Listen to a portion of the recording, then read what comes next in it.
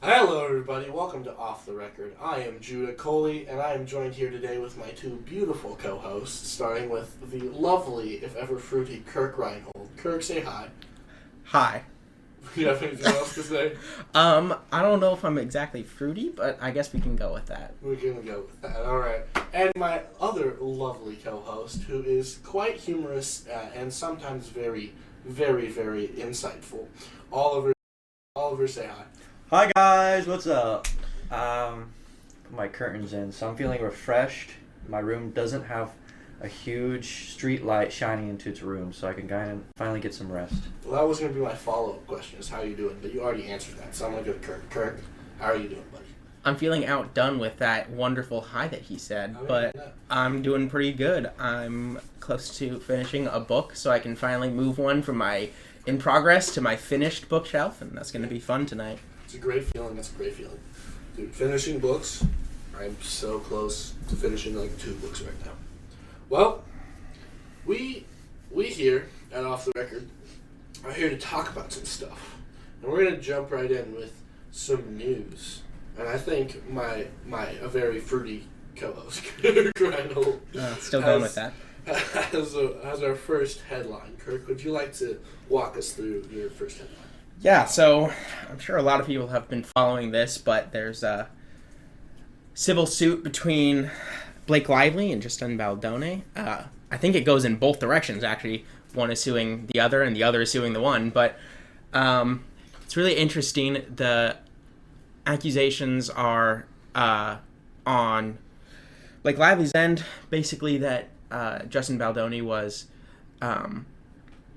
acting inappropriately in some way, like making inappropriate comments, trying to have Blake Lively dress inappropriately on set and for shoots and things like that. And then Justin Baldoni is saying that she is actually the one who was requesting those outfits. She is actually the one who was pushing for those things. And it's really interesting because we've had a number of years now where the standard has essentially been in the culture to immediately believe whatever the accuser says, usually a woman.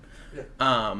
But then we obviously had the Johnny Depp case where Johnny Depp's not a perfect person, far from it, but it seems like most of the abuse was actually coming towards Johnny Depp rather than from him. And so I'm wondering if that's going to be the case here.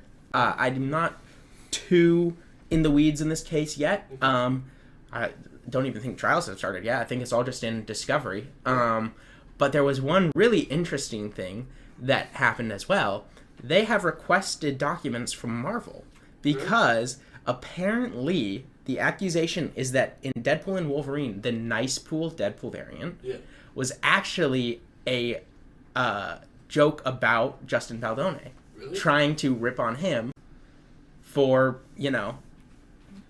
being weird, I guess. I don't know. But apparently there are like production notes and things that they want to have kept safe so that they can investigate that. Really? So that's pretty interesting, actually. Interesting. Yeah. That's wow. So you're saying that this is kind of like the Amber Turd case, where you probably think it's more on the fault of the female than it is on the male party in this case, because of recent history with the abuse of like Me Too stuff and women's voice in I don't know, accusing people, I guess. I certainly think it's possible. There are also a couple of texts that Justin Baldoni released. For example, the accusation that she made about the costumes, saying that he was pushing her to wear these revealing costumes. Well, he released texts that actually show her asking him for those things. Now, I'm no expert. It is certainly possible that those are faked. I haven't seen anything to say that they were, but I recognize the possibility. Really, I just don't know, but it's a very interesting case. Very interesting. That's cool. Oliver, do you have any thoughts on this situation? I kind of don't care. You kind of don't care. That's totally fair. Yeah, I'm kind of in the same boat with you. It's celebrities and they're suing each other. The main thing that interests me is the Deadpool connection. Yes, massive Marvel fan over here. So yeah, understandable. Oliver, I think there is a story though, or an overarching story of how we as people generally like to be victimized. Yeah, That's very true. this is true. We live in a culture of victimization. And Oliver, you have our second headline? Yeah, so I just wanted to talk about the Oscars because I watched 2 really good movies that were nominated, which are Doom Part 2 and Great Conclave. I've not seen that one. I don't even know what that is. Me neither. Conclave, it's essentially Conclave refers to what the Catholics do when their Pope guy dies, which is that they host a conclave where all the cardinals, I don't know what they call them, bishops or whatever, begin to vote for a new Pope. Mm-hmm. So there's a lot of drama in that, just because in that story it's a sort of a mystery thriller drama where Ralph Fiennes, the host of the conclave, discovers like the dirty past of a lot of the cardinals and bishops and stuff. That's very interesting, actually. That's cool. Do you think any films were snubbed from the Oscars? I've not watched like any other movies in Doom Part 2.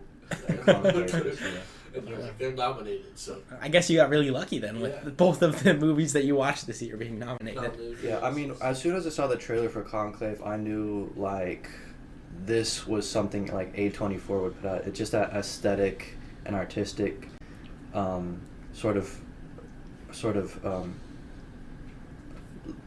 savoir-faire or something like that, which that a lot of like passion projects have, and I just found the costume design and the mystery when I did watch it, the thrilling, the writing, which would that kind of helped to strengthen the cinematography and the thriller aspects of the movie to be very harmonizing.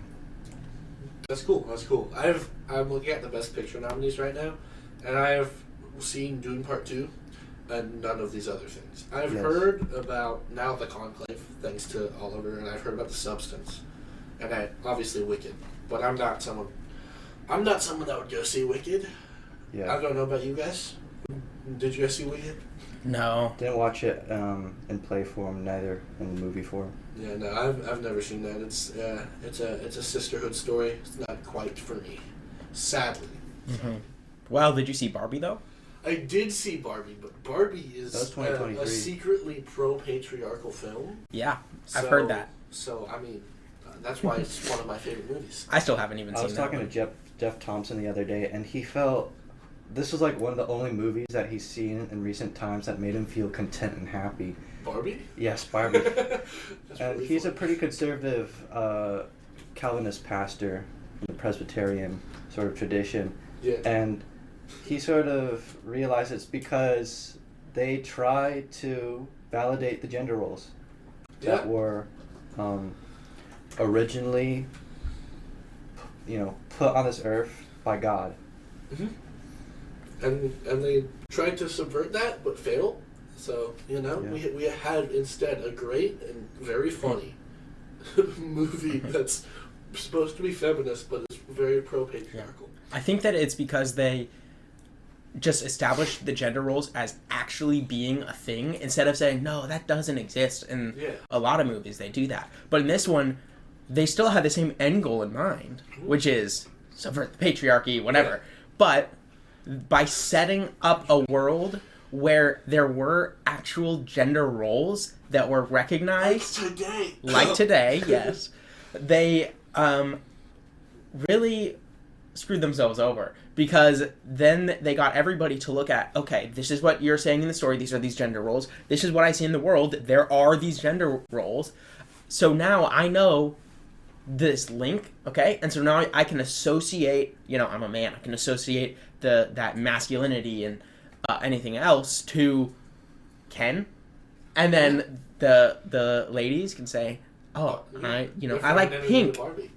Barbie is pink, whatever, and then they can associate the real world with this fictional world in a much more real way than they could in a movie where they pretend that gender roles doesn't exist. This is true. And the feminist side of this leads into my news story, which is a super fun one. So, best-selling British fantasy author Neil Gaiman reportedly has been accused of sexual misconduct and assault by 8 women. Okay. I know him from Sandman. Kirk, you know him from Good Omens. And Oliver, you know him from Coraline. Yes. So he's pretty prolific. He's written things, both in book and comic and film and TV, that people probably are familiar with. And he is a self-proclaimed male feminist. That's always a good one. Yeah.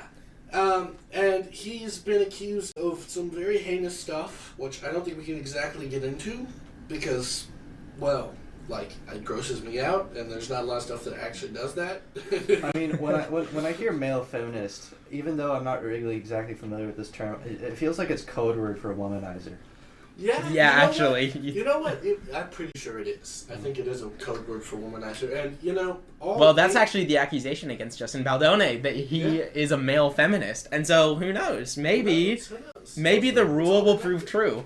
Yeah, all these male feminists, maybe they're getting taken down a level. But I thought it was quite funny, and, like, all of our prayers go out to the victims of these situations. And I've read through them. Some of them seem definitely real. Some of them are probably just people hopping on a bandwagon to sue this man. But, like, to those victims, all our prayers go out, and hopefully, like, they're recovering from the situations, because some of the ones that you think would be real are probably real, and some of the ones that you think are real are not real. And I'm just going to leave that at that. And if you want to look into that yourself, you can go ahead. But I enjoy the irony that this male feminist is in the news and will forever be remembered for, not his writing, probably, or his male feminism, but thankfully his sexual misconduct towards women, which is, like, it's humorous and it's sad and it's, like, it's just comeuppance. You know what I mean? Mm-hmm. Like, it's in my opinion. Do we have any thoughts on this? I definitely agree that it's humorous just because of the contrast of, I'm a male feminist, I am abusing women, right? Yeah. It's like, whoa, how does that happen, right? So it's kind of it's funny in the shock, in the subversion of the expectations of a male feminist, but obviously it is very tragic for anybody who has actually been victimized. Yeah. And I do enjoy some of the headlines, like from Unheard, Bad Omens for Neil Gaiman. I thoroughly, like, I saw that one and I was like, this is the article I'm pulling from. It's fantastic. It is fantastic. Well, that is the news we have for today. Now we're going into our first topic for the day, and our first category, which is theology and religion. And this is going to be held by Oliver. So we here as Christian men are here to talk about our faith and scriptures and things things of that nature. So Oliver, I'm going to hand it over to you. Can you walk us through what you have for us today? Topic 1. Sure. Our passage for today comes from Matthew 13. It's one of Jesus' discourses where he's on the Sea of Galilee, and a crowd is thronged around him, so he has to get on a boat and talk about these parables, which essentially describe how the kingdom of heaven works and how we receive the word and our response to that. So let me start with this passage. That same day, Jesus went out of the house and sat beside the sea, and great crowds gathered about him, so that he got into a boat and sat down, and the whole crowd stood on the beach. And he told them many things in parables, saying, A sower went out to sow, and as he sowed, some seeds fell along the path. The birds came and devoured them. Other seeds fell on the rocky ground, where they did not have much soil, and immediately they sprang up, since they had no depth of soil. But when the sun rose, they were scorched, and since they had no root, they withered away. Other seeds fell among thorns, and the thorns grew up and choked them. Other seeds fell on good soil and produced grain, some 100-fold, some 60, some 30. He who has ears, let him hear. So we have a few components of the story, which is the sower, the ground, the seed, and sort of the ancillary aspects of the ground, which are the rockiness of the ground, and the birds, and thorns, etc. That sort of choke out the sprouting seed. Yeah. What do you guys think the seed is, firstly? I think the seed is faith, maybe. Like it's something that's given to us, and we are the ground that it's planted in. You know what I mean? Yeah, that's true. Really? Yeah. I definitely thought that we were the seed, just like In general. like literally I am the seed, and then because obviously I got that seedy shape and everything like that, but I'm the seed and I get the ground is the world. I'm cast out into the world, and the things that are around me influence, am I going to flourish? Am I going to die out? How am I going to die out if I die out? So if I'm thrown into a ground that has a lot of nutrients in it, and there's water and it rains frequently and everything like that, I grow. Yeah. And instead, and that's kind of like being around good Christian fellowship like you two. Yeah. Well, That's yeah, of course. That's the ground. You guys are the soil that I am planted in, and you guys are also planted in soil, and hopefully I am good soil for you. But so the way I see it as the seed being faith is that we are all the ground. We are all different in some way. We are again shaped kind of like by environment. We are shaped kind of like by environment. So the principle being that everyone has faith in some capacity. Everyone has faith in something, right? But the faith that flourishes, right? The faith that is planted in the good grounds is faith that is planted in believers, in Christian believers.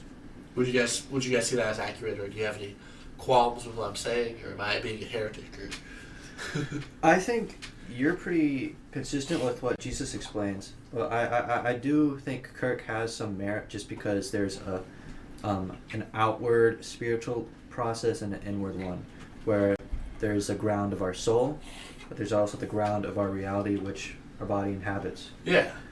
And I'd expand more on faith as more simply just I feel like the faith part, it could be that, but obviously faith comes from inside when we receive the word. And the sower, in some sense, could be God. It could be the Bible. It could be any medium that gives us the word. And in that way, the seed is the word of God. Oh, that's cool. That's cool. So let's read further. Okay. This is Matthew 13:10, if you want to follow along. Then the disciples came and said to him, "Why do you speak to them in parables?" And he answered them, "To you it has been given to know the secrets of the kingdom of heaven, but to them it has not been given. For to the one who has, more will be given, and he will have in abundance. But from the one who has not, even what he has will be taken away. To this is why I speak to them in parables, because seeing they do not see, and hearing they do not hear, nor do they understand. Indeed, in their case, the prophecy of Isaiah is fulfilled that says, You will indeed hear, but never understand. You will indeed see, but never perceive. For this people's hearts have grown dull, and with their ears they can barely hear. And their eyes they have closed, lest they should see with their eyes, and hear with their ears, and understand with their hearts, and turn, and I would heal them. But blessed are your eyes, for they see, and your ears, for they hear. For truly I say to you, many prophets and righteous people long to see what you see, and did not see it, and to hear what you hear, and did not see it. A lot of stuff in that passage. I feel like the thing that caught me the most was, for to the one, Matthew 13:12, for to the one who has, more will be given, and he will have an abundance, but from the one who has not, even what he has will be taken away. Yeah. What is that? What do you think that means? This is really hard.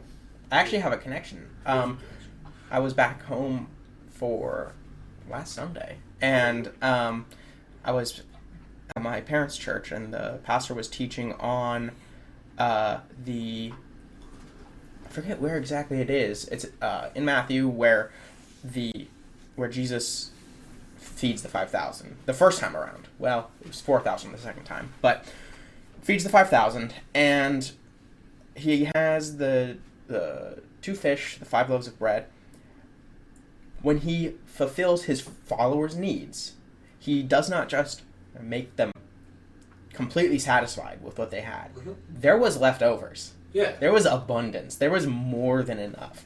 And what the pastor was explaining basically was that God, Jesus, does not just want to give us exactly what we need. He wants to give us more than what we need. He wants to supply us with more bread and more fish so that we have leftovers. And I think that has to do a lot with this. For he who, what was it exactly? For the one, to the one who has, more will be given, and he will have abundance. But for the one who has not, even what he has will be taken. Yeah. So we are the ones who have. We have the Spirit of, the Holy Spirit, Spirit of God, inhabiting us. And since we already have that, as we follow along, as we become more like Christ in our lives and turn away from our sin, more will be given to us, and not in a prosperity gospel type of way, although it is certainly possible. You'll get money and fame. It is certainly possible, but it's not the point. Yeah. We'll be given more ability to conquer our sin. We'll be given more faith, right? Our faith, the size of a mustard seed, will grow and grow and grow until it is the size of a mountain. Yeah. I think that that connection is really interesting for me, that we will have an abundance. That's cool. That's nice drawing the dots together. I want to add on the other side of the coin is from the latter part of the passage, but from the one who has not, even what he has will be taken away. Mm-hmm. There's a sense that when we refuse the seed, the word, when we reject it, and the ground of our soul, the ground we walk on will not only remain with thorns and briars, but the thorns and briars will grow.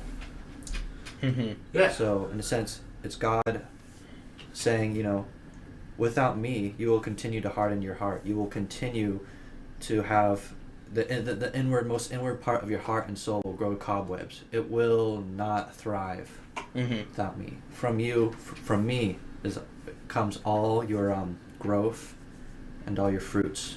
Yeah. In the spirit and in this world. Yeah. This is true. Wow. Another thing as well is the fact that that these parables exist in the first place is addressed, saying, I'm not just going to lay things out perfectly clearly for everybody, right? Yeah. First of all, I'm not going to die before it's my time to die, and if I lay things out perfectly clearly, they're going to kill me right now, right? So there is part of that, like, this is part of God's plan. He can't just give things away, but also he needs to give his lessons. Yeah. He needs to fulfill the scriptures, right? He came not to abolish them, but to fulfill them, and so he needs to actually fulfill them.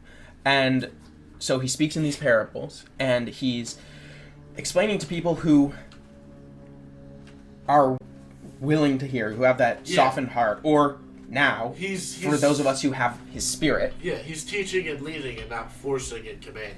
Mm-hmm. And so somebody who is not a believer and is not willing to become a believer can come along and say, oh, I want to listen to what this guy is saying. And then he preaches in these parables, and that guy's left thinking, what do you mean by that? I have no idea what that can possibly mean. But then we go and we find somebody who is going to be a follower of him and who is going to be willing to have their heart softened and who wants to learn about these things. And the parable is given and it's like, oh, yeah, I see what you mean by that. That makes sense, right? We have the Spirit of God in us. We have the Holy Spirit softening our heart, making us more and more like him so that we can come to these parables and understand them. And not only understand them, there are multiple ways to understand them. We, in the parable, we had two different interpretations. Yeah. I think it's possible that both of the interpretations are correct because the Bible is supposed to apply to everything in life. But the Bible is limited in what it says by the fact that it does not go on forever. So it must, if it is both a limited document and meant to apply to everything, it has to be taken in multiple ways sometimes. Yeah. And so I think in some of these parables, that's the case as well. Yeah, no, I agree with you. I think there's, like you said, there's multiple ways to see it. I think it is interesting, the last bit of 13:12 in Matthew is like, he who has not, he's taken from him. It's like the people that have already, the seed has been cast on them, they've done nothing with it, so they have nothing, right? Mm-hmm. Even the nothing they have is like taken away from them. Even the connection to God that they have, the common grace that God gives every human being in the breath they have and the abilities they're given, is taken away from them in the end when they turn away from Him and choose not to follow Him. You know? Yeah. I just thought that was that's very striking, because it's like, if this is what is given to you and it grows and it flourishes, right? More abundance will come from that. Versus, whereas the barren ground, the desert, will always be deserted and full of cactus and thorn and stuff like that, you know? But, whereas, you know, it grows on the other side. Yeah, and the definitions as well, some, maybe not the definitions with a capital T, capital D, but some very simple definitions of heaven and hell. Heaven is union with God. Hell is separation with God. Yeah. Right here on this earth, we have some union with God and some separation with God, right? We have that common grace, you know, the snow falls in the southeast, and the Gulf of America gets a foot of snow, right? And, of course, there are damages and things that happen, but basically that's a very beautiful sight, right? We all have that common grace. Of course, the rain falling is a common grace so that we can eat food and have something to drink, right? That's common grace. That's a connection with God. But then also we sin, which is a revolution against God. Every time we sin, it's saying, I'm going to do what I want to do instead of what God wants to do. And that's separate yourself. Yeah, that's a separation. So we have both, right? And so everybody right now is in that, you know, place where they can either get closer to or farther away from God. And the eternal implications of that is those who have God, the Spirit, faith in Jesus Christ, will get more abundantly that by going into heaven and having that union. But those who don't have it, those who reject it and harden their hearts, they're going to go to hell for eternal separation from God. Yeah. No. Yeah, that's exactly it. That's exactly it. Yeah, and I would like to continue with the prophet Isaiah that Jesus mentions. The first part, in verse 14, it says, "You will indeed hear, but never understand, and you will indeed see, but never perceive." There is a sense that God is ever before us. He is granting us grace and telling us that the Spirit is here for us, knocking at our door. Yet we choose to continually reject Him. And in that way, our internal soul, you know, the Holy Spirit's sort of the housekeeper, the cleaner of the house. And so in verse 15, it says, "The people's heart has grown dull, and with their ears they can barely hear, and their eyes they have closed." We are voluntarily choosing to shutter the windows of our soul to God, and to destroy our hearts, essentially, with thorns and briars, and to kill His word. Yeah. But I want to continue because it doesn't mention the latter part of this prophecy. It says, following they see with their eyes and hear with their ears and understand with their hearts and turn and be healed. This is Isaiah 6:11, by the way. It says, "Then I said, how long, O Lord? And He said, until cities lie waste, without inhabitant, and a house without people, and the land is a desolate waste. And the Lord removes people far away, and the forsaken places are many in the midst of the land. And though a tenth remain in it, it will be burned again, like a terebinth or an oak, whose stump remains when it is felled. The holy seed is its stump." Oh. Yeah. That's very stark imagery. Yeah. It's And let's also remember, though, that the Jews that were listening to this at the time, they knew the Old Testament very well. So when they hear those first couple of lines of Isaiah, they're immediately thinking, and here's the next couple of lines too. Yeah. So this is exactly what they're thinking of. And I think that it has a lot to do with the destruction and desolation that the end times will bring. Yeah. Right? There's going to be all of this time on earth where we have the ability to kind of go one way or the other. Of course, everybody who is going to be unified with God is his elect. Yeah. But there is still, like, we have free will, right? It's the question of free will, predestination. How do these things fit together? But, like, we are elect. We are also told that we have to accept, right? Yeah. So how do we, combine those two things together? Well, that's a massive debate that people have forever. But, very simply, we have this time on Earth where we make a choice one way or the other. When will this all end? Yeah. Well, when Christ returns the second time, when you hear the trumpets and the seals are broken and everything prophesied in Revelation. Yeah. I love because we were talking about Matthew 13:12 on that last bit about taking away. And you're right, Kirk, about when the Jewish scholars and people that were educated in the synagogue at the time would have known, like, the second part of the passage that he quotes.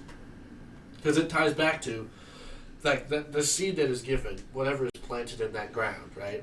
That is uprooted, that's burned, that's cut down, that's destroyed. And I don't know, that kind of hit me and kind of stuck out to me. So it's not just like he extends the grace, right? Mm-hmm. But when that grace is rejected, inevitably there is a consequence, because every action has an equal and just opposite reaction. So the reaction to the rejection is the destruction. Mm-hmm. And I just thought that was interesting. Like, it will be burned again, like terebinth and oak.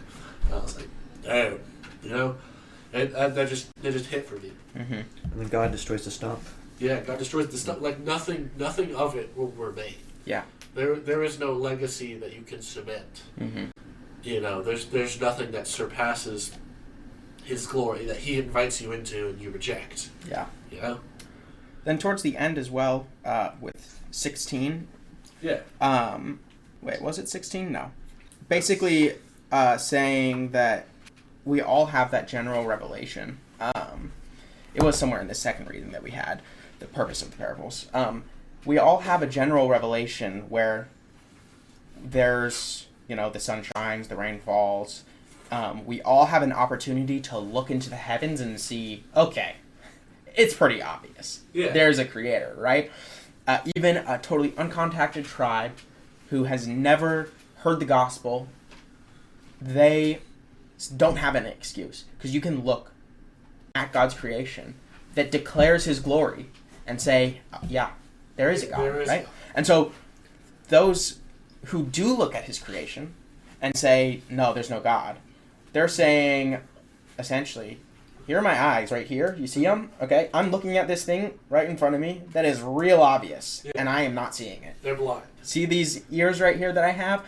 I am hearing, even, in some cases, the actual gospel of Christ, and it is being preached to me. People are trying to evangelize to me. And with these ears, I'm not hearing it. Yeah. Heart is hardened. Not smelling it either. Yeah. We're not smelling it. Not feeling it. Yeah. Yeah. No sixth senses going on here. So, not tasting it. Ooh. That's not tasting. I mean, that's like, it ties into communion right there. You're that not is tasting that is the living communion. body Yeah. of Christ. So, yeah, they everybody has this opportunity. We have had our hearts softened by no work of our own. Yeah. We have had our hearts softened, and of course are thankful for that every single moment of our lives. But if it weren't for that, we would have eyes, we would have ears, we would have taste buds. Yes. And we would not hear or see at all. Yeah. And that's the case for a lot of people as well. And that's what this is talking about. Yeah. Having the opportunity, but wasting it. Yeah. Yeah, it's quite strange because a lot of modern day people who question the Bible say, what about the people who've never heard of the gospel? What about, people who've never heard of Christianity and the way of life? And Jesus says here, but blessed are your eyes, for they see, and your ears, for they hear. There are those who don't hear and have never seen it. I think there is a difference between not seeing it and not understanding it, or not perceiving it, in the sense that There are people who long to see righteousness, and the fulfillment of the law, which is written in our hearts, come into this world and show us the way, because He is the Messiah. So there is an allusion to the fact that the law is written in all our hearts in some way, shape, or form, even if we haven't heard or seen the gospel and Jesus' teachings. Yeah. But that it's simply by the hardness of our heart that we reject the law. Yeah. Yeah. I mean, we're all made in His image, right? We all have that connection to Him. Yeah. Like, we definitely have the opportunity to know Him. Like, we are in His image. You can look at just another human being and see it. You can look at yourself in the mirror and see it. You can see His transcendence and His eminence every day. Like, you can see His transcendence in the sense of just vastness of His creation, the depth and the beauty of it all. And you can see His eminence in every single person that you meet on the street and in the store or whatever. And it's kind of hard to look at that as someone that, you know, enjoys art and tries to create stuff, if probably badly. Like, there is a creative aspect to every single thing on our planet. And the not acknowledging the fact that there is a creator of that, you know, that's just kind of, in my head, it's kind of hard to comprehend, you know? Yeah. I wonder, though, do we really... Like, we're sitting here and we're saying, like, oh, look at the world. It's really obvious, right?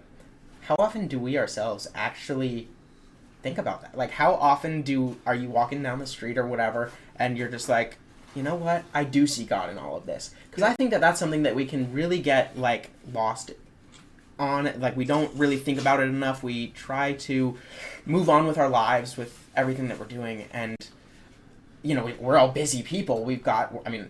3 of us are students, but every Christian has so many things going on in their lives, and it can be kind of hard to just sit still for a second and to look at everything you have in your life, the world around you, the people around you, and say, you know what? It is pretty obvious that God is in all of these things. God is in control of all of these things. God has gifted us all of these things. Yeah. So I wonder if we really do that enough. Yeah, you know, I agree with that. I think that's part of the struggle. Is like whenever I go on a hike or I'm in nature, I feel like there's a sense within me where I automatically do that, and I glorify the nature that is untouched over the reality of like my everyday life and the people I'm around. You know, it's somehow I'm in nature with all the creatures, and that's somehow more symbolizing to like God's presence in the world to me than the people that I'm in class with or the people that I work with or work, you know, for. It's like they're the same. That's a really good point, actually. Yeah. Yeah. It can be easy to see the snow on the ground and think, wow, God really does exist. Yeah. And then it can be really hard to go into school or work and think, wow, God really does exist here in this place that I really don't want to be. Right. It's a lot harder. So that's a really good point. Wow. Do you think it is associated with the fallen nature of this world? It's certainly associated with the fallen nature of ourselves. Yeah. We often forget because we like to put things in little tier lists where there's the best thing is at the top and the worst thing is at the bottom, right? Mm-hmm. Yeah. And so the things that we don't like, even though they are made in the image of God, even if that is corrupt, like this entire world is created by Him, it's handmade, right? Mm-hmm.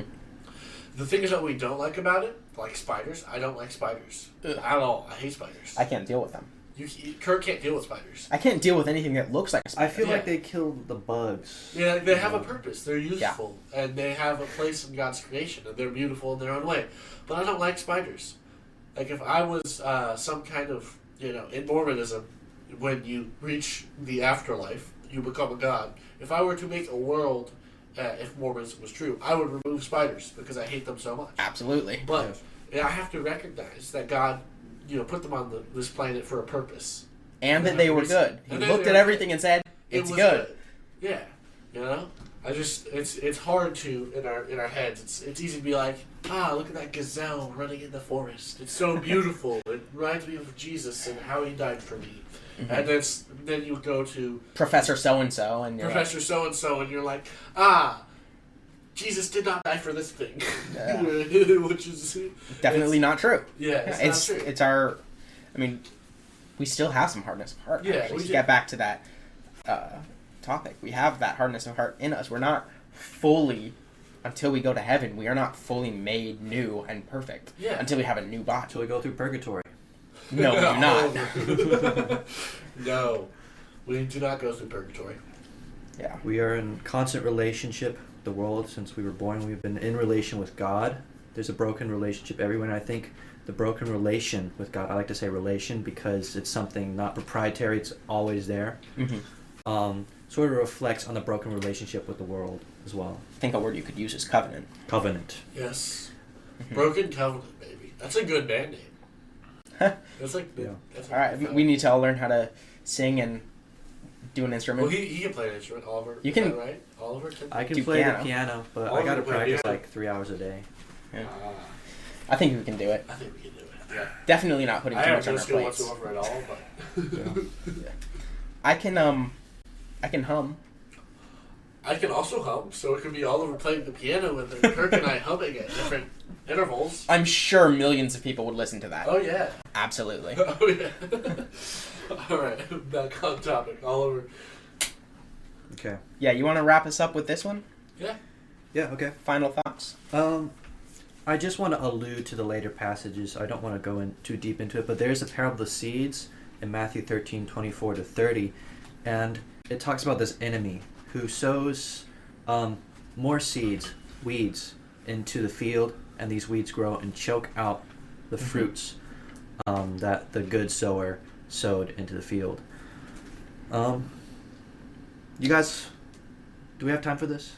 We can talk about it for a second, actually. That's a really good one. It definitely connects quite a bit, right? Yeah. The seed, I mean, for really either of the two interpretations that we had, I'll start with mine, I guess, but the weeds are like bad people that are put into your life by the evil one, or are put into your life by you being imperfect. And you get these bad influences, and it can choke you out. It can strangle you. Yeah. Right? So we have to be careful that we're not letting bad weeds into our garden, essentially, the garden of our life. But then as well, for your guys' interpretation, it can still be the exact same thing, right? Well, it would be more like, so if you're Intrusive the thoughts, ground, essentially. Yeah, it's intrusive thoughts. No, so if you're the ground, then the weeds are like the sins and the things that the enemy, right? Mm-hmm. He rots through you. He works through your life. Like the evil that you do, the sin that you commit, the things that you do against God. That would be the weeds that are trying to choke out and cover the seed and the growth and the fruit from that in your life. Mm-hmm. And so those would be planted not only just in like the good ground, right? The word of the devil that grows into the evil fruits. Right? Yeah, yeah. And it's not just planted in, like, we're not the only people that struggle with being tempted by Satan or him blinding us, deafening us to things. Because I think there's a thing. Some people are born blind, because we were talking about blindness earlier, right? So, like, blind to seeing God and his creation, right? Some people are born blind. Other people are blinded.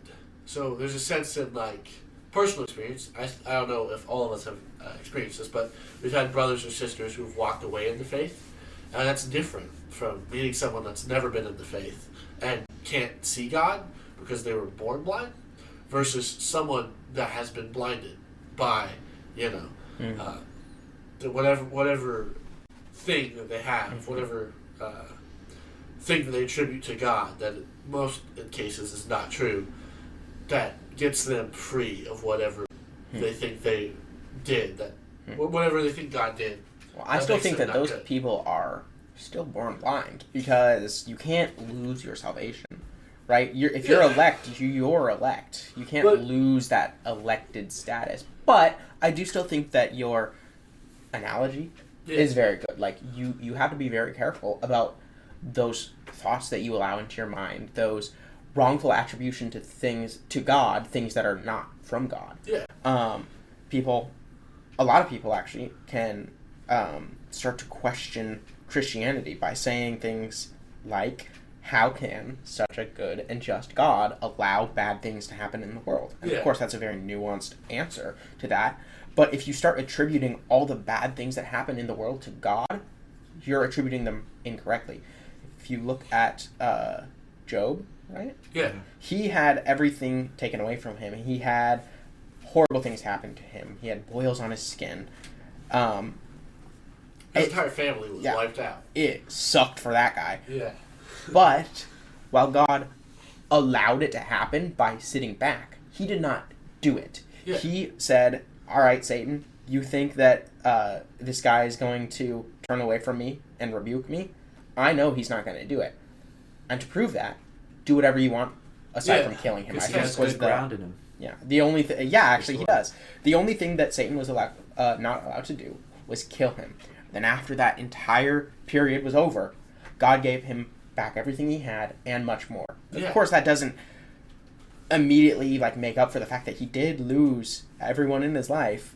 And everything he owned. Except for everything he owned, he got back. I believe he was able to have more children, but he did lose his children that he had previously, and so it sucks. Yes, but that wasn't from God. That was still from Satan. Satan killed his family. Satan took away everything that he had.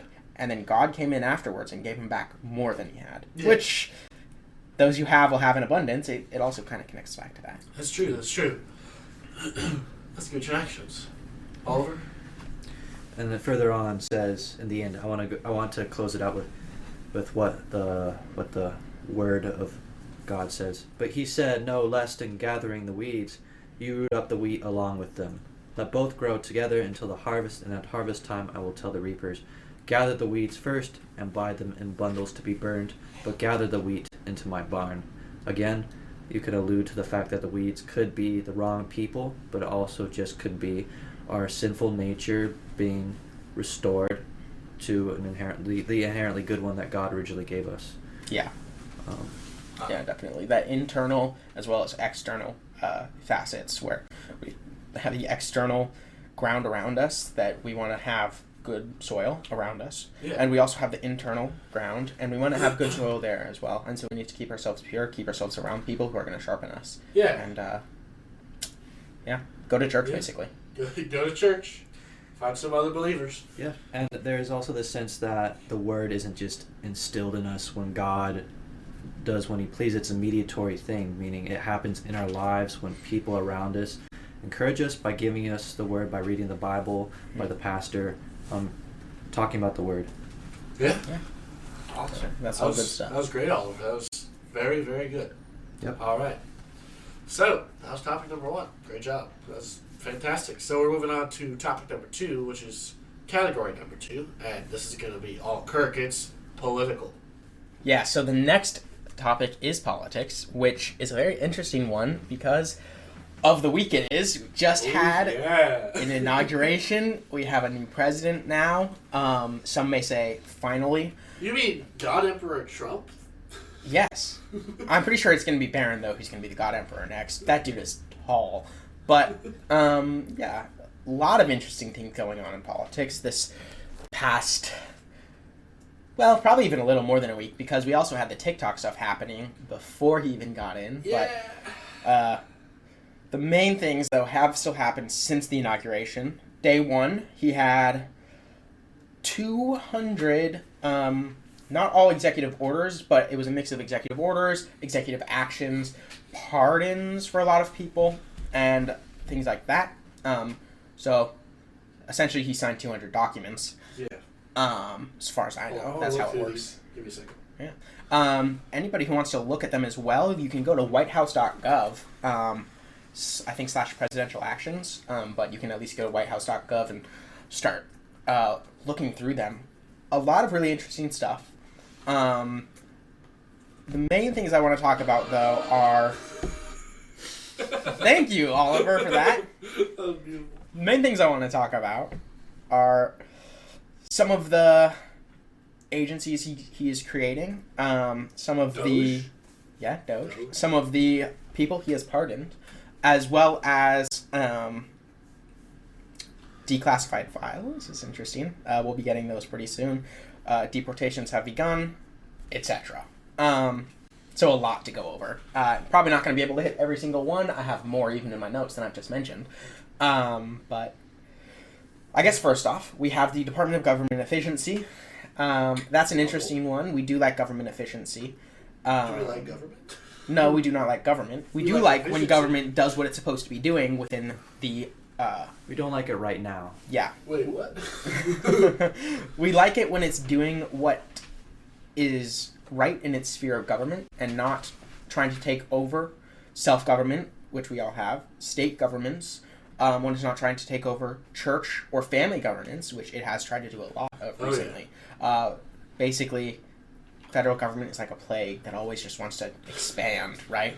And so the Department of Government Efficiency will hopefully walk some of that stuff back a bit, cut on some spending, maybe get rid of a couple of departments, afuera, like in Argentina. But that's really interesting. The contract, what's the word I'm looking for? It's kind of contrary to its own aim, though, because you want to limit the government by, of course, creating a government agency. Sounds like a great way to do it. I think that the good thing they did with that, though, is that they're going to be... They have a time limit of 2 years. I think it's July 4th, 2026, until they have until the agency is dissolved. We also have the announcement of the External Revenue Service. That's very interesting. Fantastic. Yes. We should not be taxing our citizens as much as we do. Certainly, we should not be taxing them more than God requires a tithe from us, which is 10%. Yeah. And so a good way to cut on the amount of taxes that the government needs to take in from citizens is, of course, to get rid of some spending, but then also to get that tax income from things like tariffs, from taxing other countries, essentially. So that's what the External Revenue Service is going to do. Hopefully that brings us more in line to what a Christian country should be like, for a God-prescribed government. Yeah. So yeah, you guys excited about the new agencies? I'm rather ambivalent, but if the government is inefficient and Doge does what it does, we'll see a less inefficient government, a more efficient government. Yeah. Judah? Well, I mean, I think he markets really well. The Golden Age of America is that's fantastic. Great marketing. That's just great marketing, right? So it's hard not to buy in, but there's like some hesitancy because with the TikTok stuff, that was just a big marketing move. Like it does seem to be frank, I would prefer it if they kept TikTok banned. Yeah. But I mean, it's smart. Like as someone that is in a marketing and business field, it makes a lot of sense. But also, are we gonna be heavy-handed with? We're gonna be kind of two-sided. We're gonna be playing like the actual good stuff, which there's a lot of. There's been almost 200 plus maybe executive orders or something, and most of them are great, right? Yeah. And then there's like some muddy waters with it. I mean, the TikTok thing just kind of struck me the wrong way. Yeah. I don't know. Well, one thing that he mentioned was your phones are made in China. Yeah.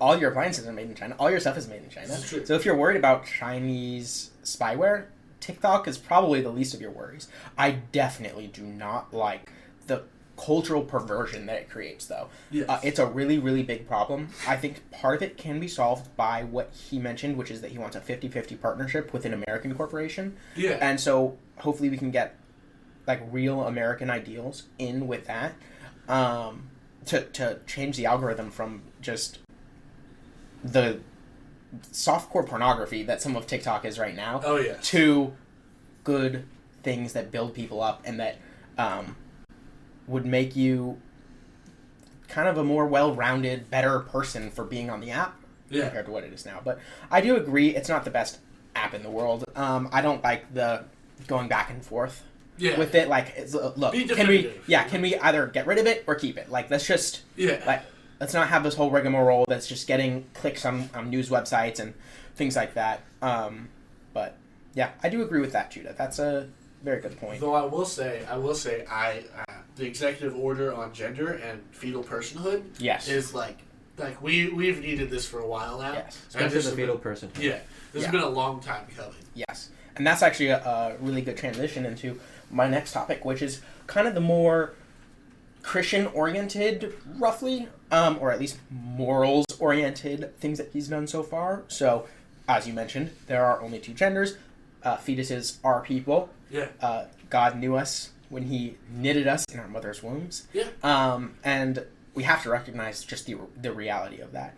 Another great thing is there have been a large number of people who were protesting outside of abortion clinics over the last couple of years, and who were not violent in any way, did not harm anyone, did not do anything that should ever be considered for being put into prison for, or even charged with a crime for. And these people have unfortunately been charged with crimes and been put in prison and had fines or community work or anything like that, just for standing up for what they believe in. Yeah. And this all stems from an act that was essentially created to do this exact thing, but the more normal people in the government realized exactly what that would have meant, and so they also added in, it's called the FACE Act, by the way. They also added in a provision that says, and by the way, everything that applies to you can't protest outside of abortion clinics, well, you also can't protest outside of churches. Well, we've seen how that's gone. Yeah. There are protests outside of churches all the time. This is true. That fake bishop in D.C. who recently spoke, her church, if you can call it that, was, yeah. Her church, yeah, we are going there. Her church was burned down by the BLM mob. I think that might be a violation of the FACE Act. Yeah, it is. But you know what never happened? What? None of them were ever charged with the FACE Act, as far as I'm aware. Explain the FACE Act. Essentially, the FACE Act says that if you protest outside of a church or an abortion clinic, you will be subject to federal charges. Okay. At its very basic. And so these people who protest outside of and burn down churches, yep. They're never held accountable for that. But as soon as a Midwestern granny goes to an abortion clinic and prays, she gets thrown in prison for 5 years, or whatever it is. 24 months and a fine and community service. That's obviously morally wrong, morally reprehensible. And he pardoned all of them. Trump pardoned all of them. That's fantastic. President Trump pardoned all of them. And God, Emperor Trump. it's very good. It's showing that a lot of people were very worried, a lot of Christians, I should say, were very worried that voting for Trump would just mean status quo for abortion. Well, first of all, Trump nominated the Supreme Court that overturned Roe v. Wade, right? Yeah. And that's a very big one. And then, of course, J.D. Vance is a outspoken Christian. Yes. And that's Catholic. That's the Vice President of the United States now. And, so the people who thought, well, we don't want to just have things stay as they've been. Well, those people have been proven wrong now. The Trump administration has said that fetuses are people. Yes. Has said that there's men and women. Has said that all of these people who are in federal prison for the FACE Act charges shouldn't be, and he's pardoned them. Yeah. And now J.D. Vance is the third Republican in recent history to be at the anti-abortion march in D.C. I don't remember what it's called. But his first official vice presidential address was there. And I think that's actually really awesome. We need to return to a Christian government. The idea of a separation of church and state came from Thomas Jefferson. March for Life. March for Life, thank you. It came from Thomas Jefferson. Thomas Jefferson did not write the Constitution, was not even on the continent when they wrote the Constitution. He was in France. He was an ambassador to France, I believe. And he wanted to appease some Baptists who were at the time the minority. They're now the majority, so I think it went well. But he wanted to appease them because essentially they had dirt on him being a totally fake Christian. And they were going to release it. And so he said, separation of church and state. I want to appease you guys. And, of course, that worked. And the Baptist Christians decided that they wanted to totally give up their sphere of government that God instituted because they wanted more people to join their churches. Yes. And that's really unfortunate for the Baptists of the time. Not to knock on Baptists now. I've been to a number of Baptist churches. Knock on Baptist.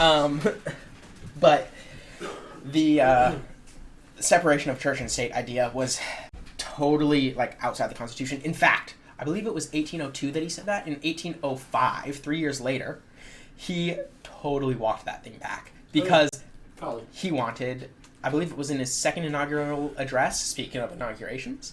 Yay. And yeah, so he totally walked that back. Not even he believed it. He was just trying to appease. And so we need to get back to not a separation of church and state. Not an integration of church and state either. Yeah. But Christians need to be involved in church. Yes. True And believers state. in Christ. Did I say church? You just said church. Oh well, and state. Well, they do need to be involved in church. Go to church, guys. I said it earlier. But they need to be involved in the state, in the federal government and local governments. We need to get back to a country that follows God's law, that follows the Ten Commandments, that does not put state and federal government as their savior and as the one who meets all of their needs. If you want a good book on this, there's a series called the Biblical Blueprint series, and one of them is called The Ruler of Nations, one of the books. And I'm nearly at the end of that. I'm in the appendix right now, and yes, I think about 9 more pages out of the 270 left I have to read, and a lot of these things that I've just mentioned are in that book.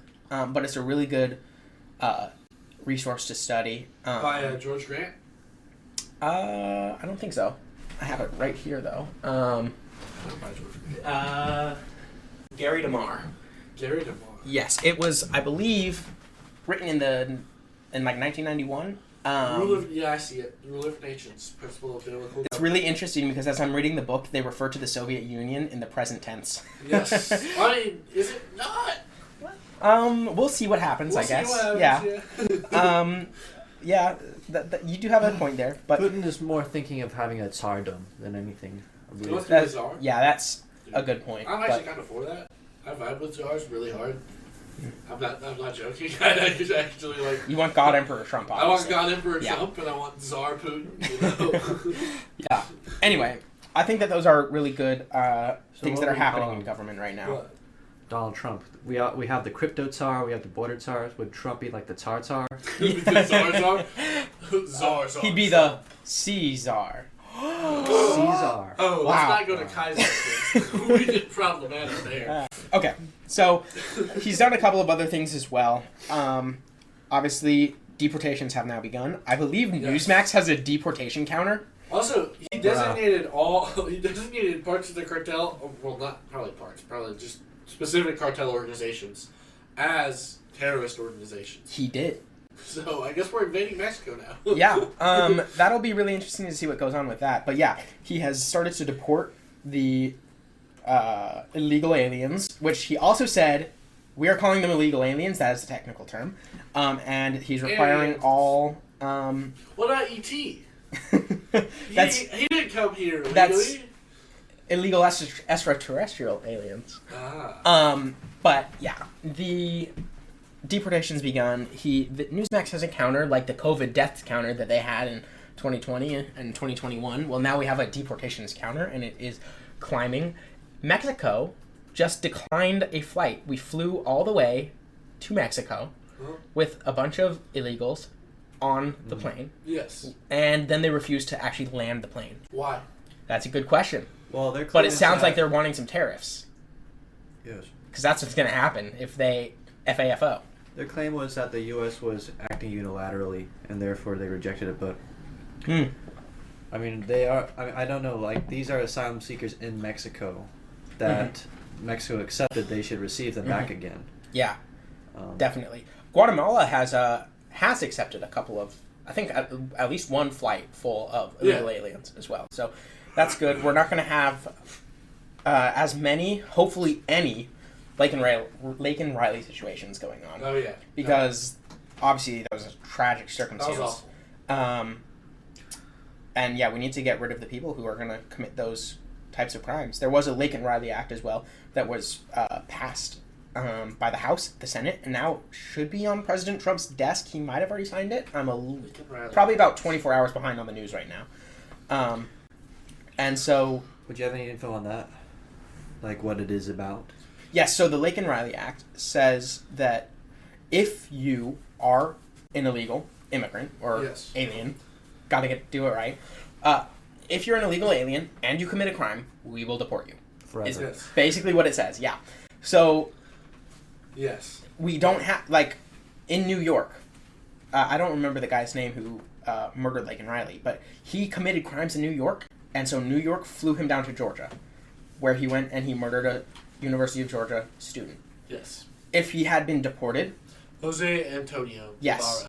Jose Antonio. If he had been deported when he committed his first crime, he would not have committed the second crime. Well, the government flew him down because he had a court date, and they flew him down to Atlanta to get him out of that court date in New York. Exactly. So the Lake and Riley Act would require that they actually deport these people when they commit these crimes. And a number, in fact, most, if not all, of the Democrats voted against the Lake and Riley Act. Which is... terrible. Awful. Yeah, and then we still have a majority on the Republican side, so they still passed it, and passed it in the House, passed it in the Senate, and of course President Trump will or has signed that, and so we won't have those types of situations anymore, but we definitely need to keep our country safe by putting out of the country people who will do the opposite. So yeah, any thoughts on that one? I mean, I think it's just, if you commit crimes and you're not from our country, that should be the immediate response. Yeah. I don't think that's like... It shouldn't be controversial. Yeah, it should not be controversial at all. Yeah. Yes, I agree. There is a reactionary aspect to this, I think, that doesn't get the full picture, which is that not only is each individual illegal immigrant in itself a systemic risk, but also like in totality, when we have people who aren't documented and who may or may not have the opportunity, because there's going to be illegal immigrants who are looking for opportunity but can't find any, they may fall into delinquency, and there might be a systematization of crime that happens like we would see in the mob, but obviously with illegal immigrants, which could be dangerous, and they could also have ties to illegal cartels. To cartels, not illegal. I mean, I guess they illegally operate in Mexico. They're all in the US. Well, now they're terrorists, so. Terrorists, but they're very vulnerable here because if they don't find the opportunity they're looking for, the cartel could pick them up, and they could be part of that. Right. And we don't want to have a bunch of well, let me rephrase what I was going to say. We don't want to have a bunch of people in our country. No. We definitely don't want to have a bunch of crime. And one of the things that kind of goes untalked about is that these illegal aliens who are in here are illegal. Yes. They have illegally entered the country, right? So they have already committed one crime. So by deporting them, you are always, if you deport an illegal alien, you are always deporting somebody who has committed a crime. Yes. Right? And if they've committed one crime, who's to say they're not going to commit more? And it's not just like, oh, I forgot to put, something back at Kroger and I accidentally took it out. It's these people violated a nation's sovereign borders, probably hired the cartels, who are terrorists now, to help them get across. Well, I think there's a part of it where some of it is cartel. Like there's been talk about the sex trafficking and drug running industries, especially in the South and the U.S., have gone up under Biden and his administration because of how loose they are with the border. There's a sense that there are people that are fleeing Mexico because of the cartels. Yes, so and all of South America as well. Yeah. Well, maybe not all, but a lot. Yeah. So it's both. In both cases, there's a real sense that there are people who are fleeing for their lives. And then the problem is that there's also people who are the people that they're fleeing from that are following them. Exactly. Yeah, we, as Christians, we do want to be merciful on those who need help. Yeah.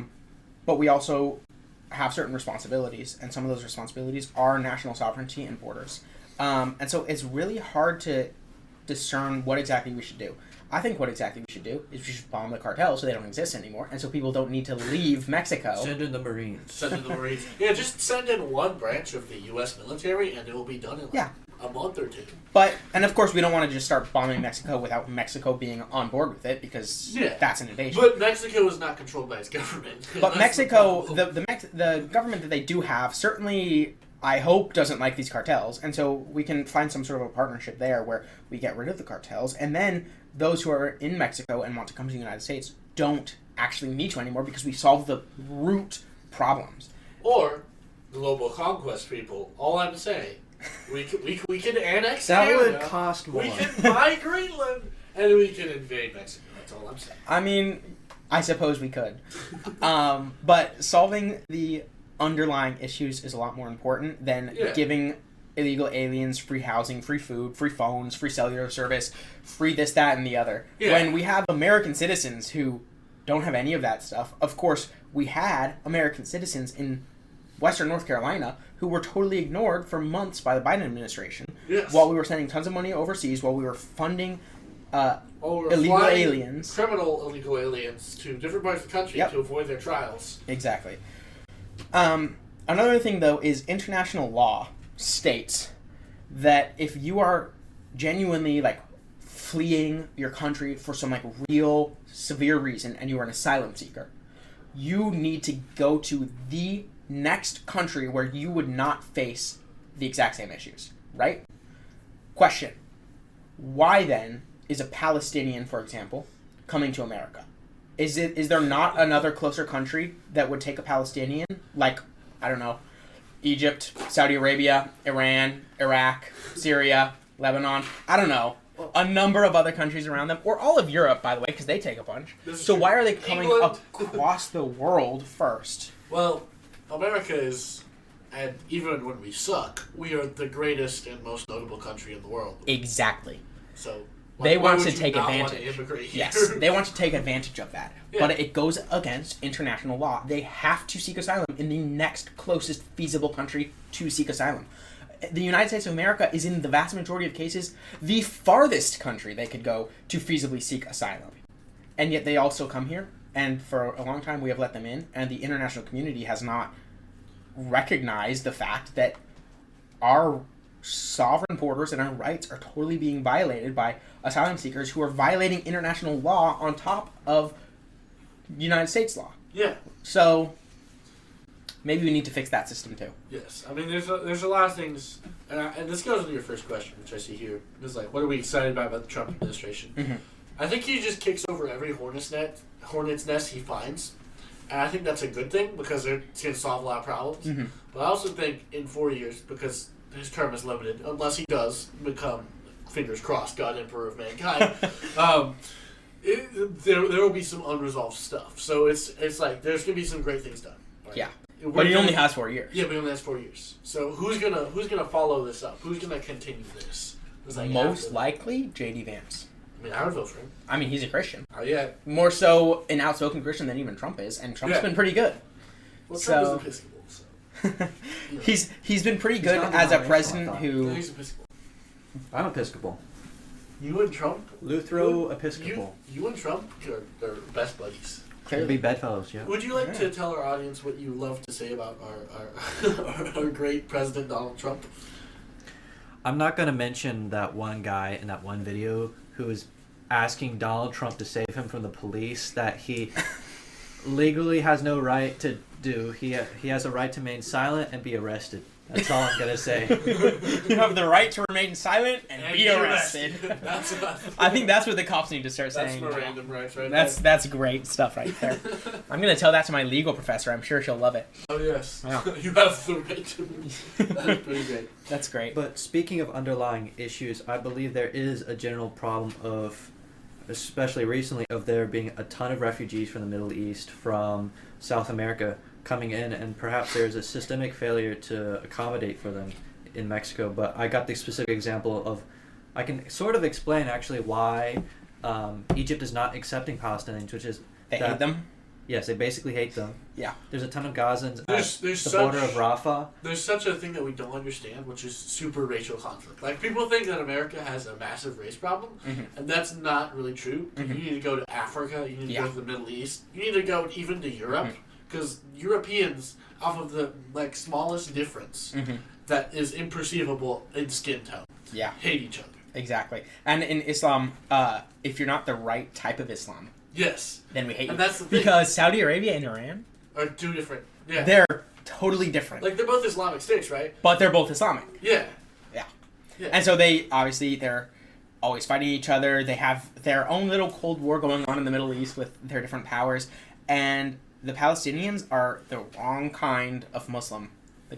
And so they don't accept any of them. And why is that America's problem? Isn't the peace agreement? Hold on. Yes, Trump's already fixing the issue, though. So this will become a pointless argument soon enough, I guess. Hopefully, at least, because we all want the death to stop. We don't like when people die. I mean, it's exactly what Trump said. I want people to stop dying, he said in reference to Russia-Ukraine war. I want people to stop dying, and that is what we should all want. We don't want Russia to take over all of Ukraine, because you know what's going to happen there? People are going to die. Yes. We don't want Ukraine to take over all of Russia. You know what's going to happen there? That would be crazy. That'd be totally crazy. I don't think that could actually happen. But we don't want that, because what's going to happen there? Tons of people are going to die. Yeah. We don't want the war to continue to go on forever until, at a stalemate, because what's going to happen there? People are going to die. We want a peace agreement. And if that means that Ukraine's going to have to give up a bit of land, if that means that Russia's going to have to give up a bit of land, if that means that they have to, say, reset in the last 2 years and we're going back to exactly how it was, as long as that is what brings the least amount of dying, it's a good deal, because we don't want the dying to continue infinitely. Yeah. That's what I'm excited about in the next 4 years. Thousands of Orthodox men being killed by thousands of other Orthodox men. Basically. That's fantastic. Religion in a nutshell, I think. Yeah. We're just warring over a small, minute difference in belief. Yeah, that's really sad. I have another question control that I want to ask you guys, since you mentioned the first one already. Will the Trump administration use its authority in a way that aligns with the Bible? We've kind of touched on this a little bit with Roe v. Wade stuff that he kind of got to happen from his first term. We had a bunch of pro-lifers who were pardoned. We have J.D. Vance at the March for Life. We have a lot of good things like that. Yeah. Is it going to continue? How much more of it will happen? And how, farther in Christian territory will it go? Well, I think there's an optimism to it. We have seen, as you mentioned previously, we've seen this exhibit of Christian values, and in our government representing that more so, which is a lot of people who believe in these things. This is why Roe v. Wade got overturned. And I do think, in some senses, it will continue, but I also think, the Republican Party is not a stated Christian party. The Republican Party anymore, currently, just in general speaking, not our current political office, is not pro-life. It's just a fact. There's only one pro-life party. It's a Christian party. I forget what it's called, but that's the last one on their ballot. So I think there's good things, right? I think that there's going to be good things from this. I think there's going to be things that align with our principles and our views. But I also think there's a pessimism with it where there's something that's not going to go well. There's always it's going too well right now. Yeah. The golden age of America. First 2 days. Yeah. Yeah. It's this is great, but what's going to happen? Because maybe it's just me. This is just how I am. If things are going too well, I'm always where's the catch? Yeah, where's the catch? Yeah. Where's the opposite reaction to this? Because there is. Yeah.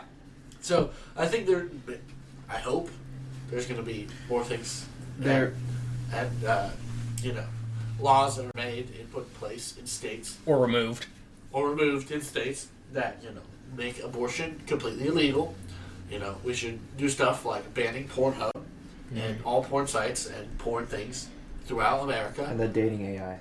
Oh, yeah. And dating AI, which That's Oliver gonna be a had real bad discovered. one. Oof, Yeah, that one is funky. we need to get rid of a lot of that stuff too. Yeah, and it's like I feel like these things are gonna happen, but how much of this is just for the next 3 years, and whoever the next president is to gain favor with whatever people are pissing in their cornflakes about not having the stuff. Yeah, and you have a really good point as well, which is the next president comes in and does the exact opposite, right? Say J.D. Vance runs, J.D. Vance loses. Yeah.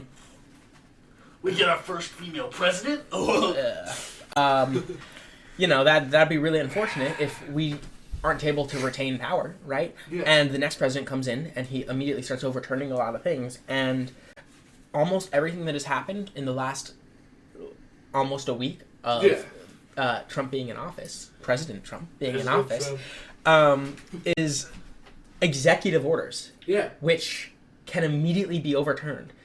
Well, I think there should be a thing. Like, I think Trump is using the current power of the presidential position right now to get all this stuff done. I also think that it should not, like, the next president should not just be able to, in one day, have 300 executive orders to sign and immediately reverse everything the last day did. There needs to be, I feel like at this point, it's too powerful. There needs to be some more limitation on the presidential position. Well, I think the limitation is that the next president can come in and undo everything that you've done, especially if the people disagree with what you've done and vote in a new person, right? And then that person comes in and that's the check and balance. The people are the check and balance in that situation. What needs to happen, really, is President Trump, I need to get used to that, starts to sign all of these executive orders, right? He gets through all of these things, and so from day one, we have the good things happening. Yeah. And then Congress needs to come in afterwards and codify these things into law so that they don't get changed. And that's a much more lengthy process. That's a process that's going to take 4 years to do every single thing that President Trump has signed an executive order for. And then once the next president comes in, that can't just be immediately undone. If they want to undo it, then they have to get a new Congress in as well. And then they have to have enough support in that new Congress to overturn things, which the government doesn't like to undo things. The government likes to grow. It doesn't like to shrink. So even that is pretty unlikely that they would undo things. And so that is the ideal, is that in 2 years, when we have midterms, we get even more good people into office who are going to codify these things into law. If we saw, I believe it was Lyndon Johnson. Johnson? I hope not. He had an executive order in like the 60s or whatever. If I'm thinking of the right person in time, I don't know. But he had an executive order that he signed. Basically, it was the start, essentially, of DEI in the government. I think I know what you're talking about. And so Trump actually, 60 rescinded years... 11-246 LBJ signed executive order? Yep. So he rescinded the executive order, which was never codified into law, apparently, over 60 years. It was never codified into law. So then any president this entire time, anytime we've elected a Republican, anytime that there's been a moderate Democrat, anytime there's been a Democrat who actually has morals, could come in and reverse that thing. And nobody until President Trump this week has done that yet. Yeah, it's diversity campaigns. Mm-hmm. And that's also keeping historically black schools segregated, which that's probably too controversial. Like, I don't think we're going to get into that, but that's kind of crazy that was just an EO. Exactly. That was an executive order. And it's not anymore. Yeah. And now it's gone. That's pretty wild. Yeah.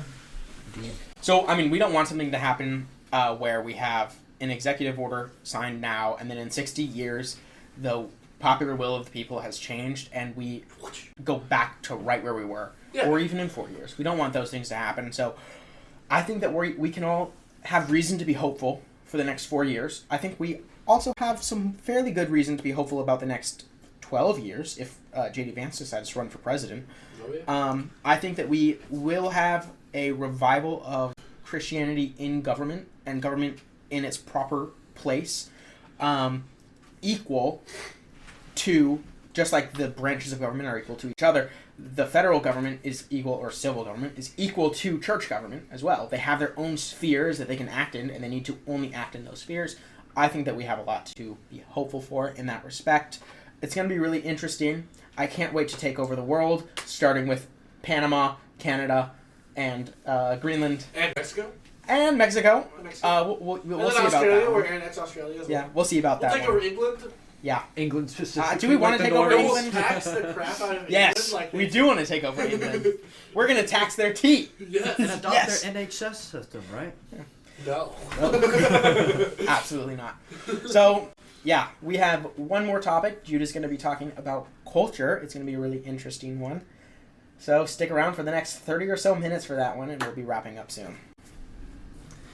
So, in our third category, we have culture. And culture's going to be a little weird, because it's basically just whatever we want to talk about. Whoever has culture as a topic, they get to talk about whatever they want. And I want to talk about Superman. Firstly, because it's relevant. Secondly, because I friggin' love Superman. Superman is not only the greatest superhero of all time, he is one of the greatest fictional characters ever invented. He's wearing a Superman shirt right now. I'm wearing a Superman shirt right now. Yes. If you couldn't tell, I like Superman. So we're going to start pretty simple. Like, who is the Man of Steel? And this is kind of a question to start us off. So I'm going to start with Oliver. Like, who is Superman? What do you know about Superman? Who is he to you? Beyond what we've talked about, and like how he's sort of similar to King David in the Bible, he seems like a chill dude. He's a hero, and Judah forced me to read one of the comics from the 90s that is about Superman, illustrated by Tim Sales, and I don't know, the author guy totally Written by forgot Jeff him. Loeb. Jeff Loeb. Which I'm recommending. I highly recommend Yeah. Superman for all seasons. Jeff Loeb, Tim Sale. Great book. There's just a part of society that's lost its purity, like not in the naive sense, like I have to keep pure through some weird ritualistic means by being a nice dude, but like just being honest about yourself in a way that can only be given by the Holy Spirit, and it's sort of realized by a love for others and a mercy, which is sort of culminates in the character of Superman. That's And- interesting. And even though he struggles with just his relationships, Superman does, especially with Lex Luthor, and Lex Luthor, even though he's sort of like the devil character Or in a Saul. sense, Saul character, he is he treats even like his worst enemy with respect, and I commend Mhm. that he does that. It's cool. It's cool. Kirk, who is the Man of Steel? Who is Superman? What does he mean to you? He's an illegal alien, and we need to port him back to Krypton. Well, Krypton is exploded, so he can't go That's home. not my problem. So you're just going to send him into the vacuum of space without superpowers and watch him die. Well, that depends on which version you're looking at. Okay, well, that's an interesting point. So we're going to get into right now the origin of Superman, and I want to start in a very interesting place because we're gonna talk about not only Superman, the movie that's coming out this year. We're gonna talk about Superman in culture, like give you a little bit of background, who he is, how he has impacted culture. So we're gonna start with Superman's origin, and now you may have heard of Jerry Siegel and Joe Shuster. These men created Superman in Action Comics #1 in 1938, but that's not the real origin of the Man of Steel. So, Obviously, he's Friedrich Nietzsche, Ubermensch. yes, and this is where this kind of gets a little fun. So, Wait, I was right? yes. Oh my gosh, So, I was yes, joking. Jerry Siegel and Joe Shuster, high school best friends from Cleveland. Every great thing in the planet Earth comes from Cleveland, Ohio, and I'm not joking. So Jerry Siegel and Joe Shuster were both Jewish immigrants. You know, Siegels were from Lithuania, the Schusters were from Netherlands. They met in high school at age 16. Both of them were bullied, and they were nerds, and they were not like they were immigrants and they were nerds, so no one liked them. Basically, is my understanding of how both of them talked about their childhood. And so one of them was an illustrator, one of them was a writer, and they got together and they had a great idea for a short story, and it's called The Reign of the Superman. And I just want to show you an image because this is the this is The Reign of the Superman from 1933. I want you to just look at him. He looks like Dracula. He does look like Dracula. Interesting. Yeah, so The Reign of the Superman is about this dude who lives in a utopian society. And he is plagued by his nemesis, the Superman, who is a bald, telepathic billionaire. Yes. Lex Luthor? Yeah, he sounds a lot like Lex Luthor. So the Superman is a bad guy, and he has Wow. taken all the negative aspects of the Nietzschean idea of the Ubermensch. So their initial story was pulling from their work on noir and horror stories, which is what they got originally famous for. And so they wanted to tell like a little twisted tale with this psychological idea, I guess you would say. And so this is where Superman comes from. But they're both very dissatisfied with their short story because it's very hopeless and kind of dumb if you read it. Like it's nothing like Superman of today, but this is the origin of where they got this idea from. So it's inspired by Nietzsche's Supermensch. Now, the Superman that we know and love takes a little bit of a different inspiration. It's inspired by the men that Jerry Siegel and Joe Shuster wanted to be. So Clark Kent and Superman, it's a classic secret identity hero dynamic. Clark Kent is who they really are, and Superman is the man they want to be. So Superman is a champion for justice and truth and eventually the American way, especially Reagan era Superman, who is personally my favorite. I'm gonna be frank. Reagan era. And this is inspired by some tragedies that took place in both men's life. Firstly, Jerry Siegel's father died of a heart attack after his store got robbed. Ooh. And this was a big inspiration for Superman because Jerry wanted, and always expressed this, he expressed this in many interviews, that he wanted to be there for that, firstly. And secondly, he wanted to stop it. And Superman was an expression of who he wanted to be in that situation. And so Superman is this idealized figure that is created by Jerry Siegel and Joe Shuster, pulling from classic pulps of the 30s and pulling from classic mythological characters like Hercules, as well as their religious tradition in Judaism, pulling from figures like Moses, like he's sent away from his planet in basically a basket. Just think about that. Like David, he grows up on a farm. There's a dynamic we kind of Oliver and I have talked about this a little bit. There's a dynamic where Superman and Lex Luthor is like Saul and Superman's like David, and there's some interesting dynamic in play with that. But there's very clear inspiration. So these men create this character, and he debuts in Action Comics #1 in 1938. And now, Superman had a massive impact, but it was pretty minimal for the time. Like when we think of Superman had a massive impact in comics. And comics have never been the biggest medium. So you're surprised, how does this comic character become one of the greatest, most recognizable characters in fiction?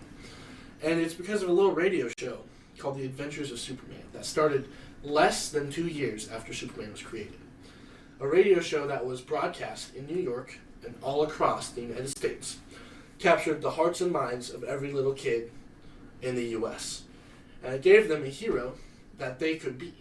It gave them a figure that they could look up to and want to be like. He was kind of a symbol of like morals and virtue. And he's the aspiration, right? Like how Jerry Siegel and Joe Shuster created him to be the man that they wanted to be. He has become the standard of like in fiction. He's the standard of moral value. And where does this value come from? Well, it comes from the writers that worked on him originally, and the Judeo-Christian values therein. Now, his original creators, very Jewish, devoutly so. They have some not nice things to say about Christian people if you read stuff from their biographies, which is kind of funny. But Superman and characters like him in comics have been worked on by many different writers and artists. And so there's been aspects of the Man of Steel that are integrated to be self-sacrificial and have Christian values and morals, and he's very traditional. Judeo-Christian, I'd say. Judeo-Christian values and morals. He's become the standard. So, Superman starts in comics, becomes a radio sensation, which is actually where, outside of his origin, where we get most of our stuff that later comics and TV and movies adapt, comes from the Adventures of Superman, like Kryptonite, Lois Lane and Jimmy Olsen and characters like that are part of the staples in Superman's, I guess, family, you would say. And this character becomes a cartoon with Fleischer Superman in the mid-40s. This character becomes a movie with Richard Donner and Christopher Reeve's Superman 78, which was, like, personally my favorite of any Superman film ever made. And he's become a symbol in the culture. And it's interesting because Superman, right, he's this idea from the 30s of the idealized man, of who these immigrants wanted to be. Like, he's the white knight in shining armor. That's always there to save the day, always there to solve the problem. But over time, his values have been seen as outdated. His character has been seen as bland because of the dynamic that he is, and the portrayal of having a moral hero with powers. Because we cannot have moral standards, first of all, and we cannot have powerful people with those. So, I want to get your thoughts on Superman. So we've given a little bit of background on him, and just like what is your experience with Superman? Like, have you read comics, or watched movies or shows, or like what do you know of this character, both from media and from just cultural literacy? Because he's one of those figures where it's like people know him, regardless of if they've ever read a Superman comic, regardless of if they've ever seen a movie. They know who Superman is. They know that he's an alien from Krypton. They know he grew up in Kansas. Like, it's just a part of American cultural mythology. So, I'm going to start with Kirk on this one. Kirk, what is your experience with the name Stu? My experience is, well, certainly compared to you, very limited. I have, I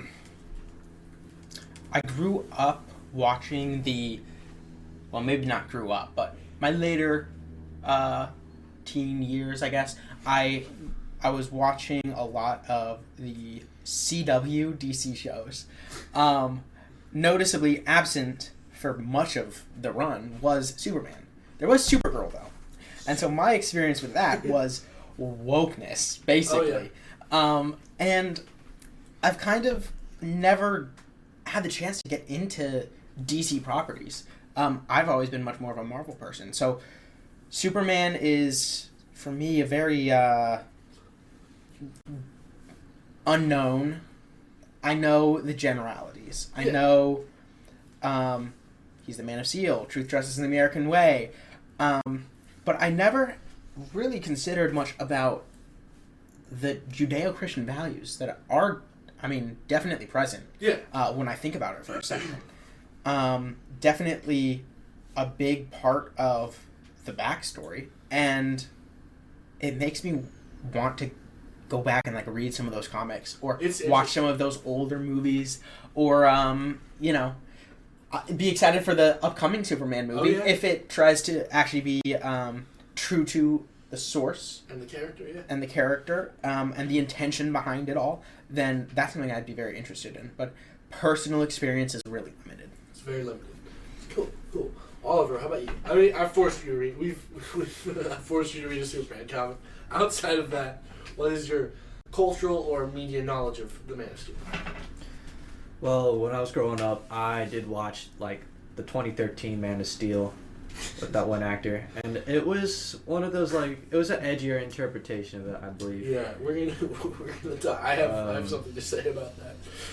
With like the very dark blues and it's the colors are washed sort of in like a sort of darker tone. But for me, drab. Yeah, I've always felt that Superman was sort of bland just because it wasn't edgy enough. It wasn't anything like Sandman created by Neil Gaiman, who turned out to be whatever he is. Yeah. But there's something very humbling about the fact that growing up you realize how hard it is to be a good person. Yeah. And I want to read actually a passage from the Wikipedia page on Ubermensch, which is that'll be a good one.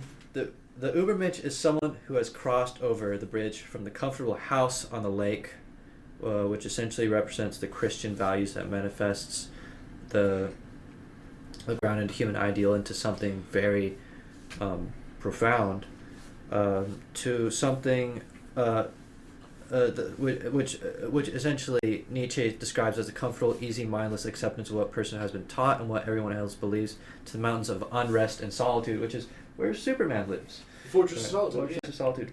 But to some extent, I disagree, because as a Christian, our walk, we have to deal with a lot of profound philosophical,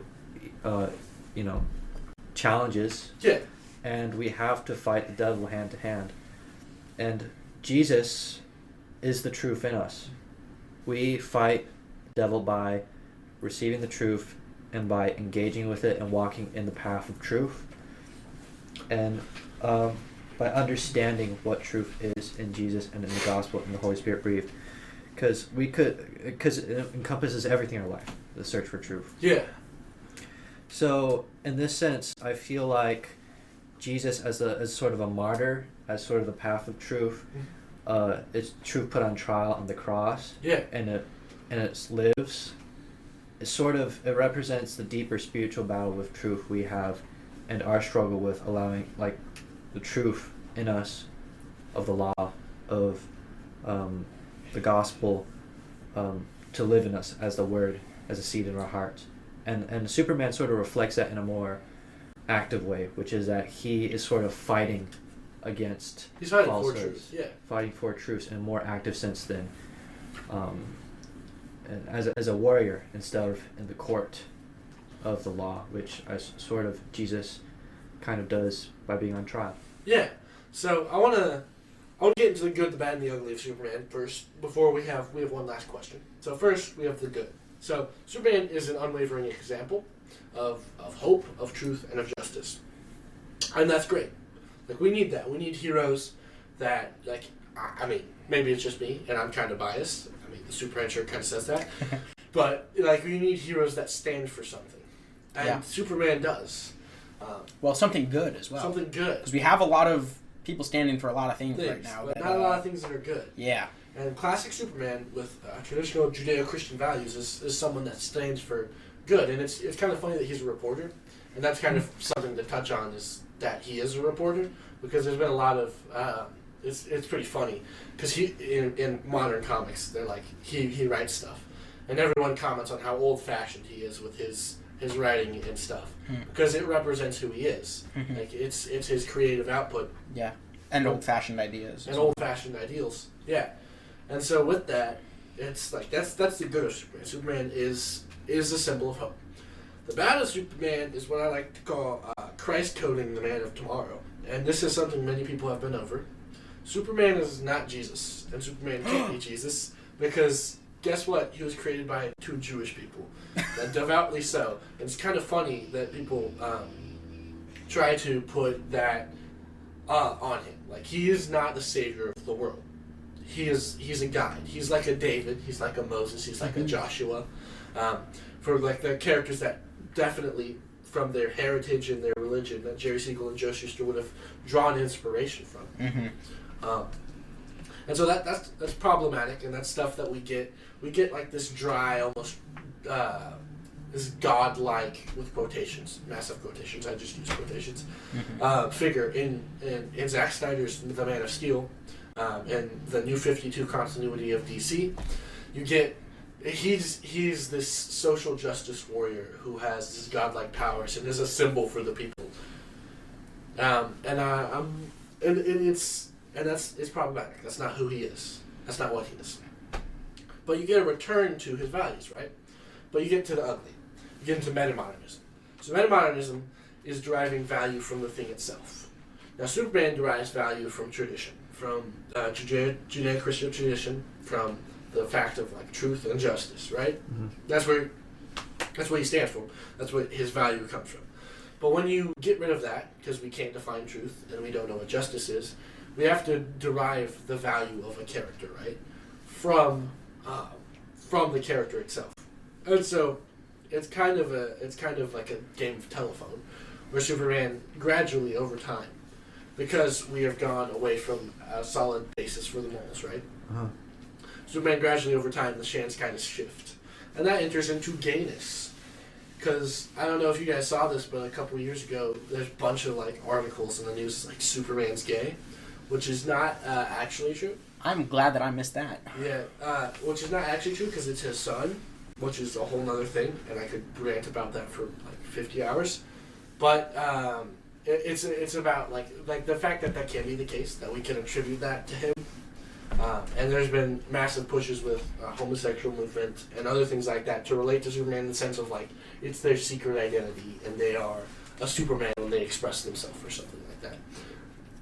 I went through a lot of articles on that subject, which was rather interesting, but they kind of missed the point of him because he's unwavering in his truth and justice, but he's also an unwavering in his desire to save.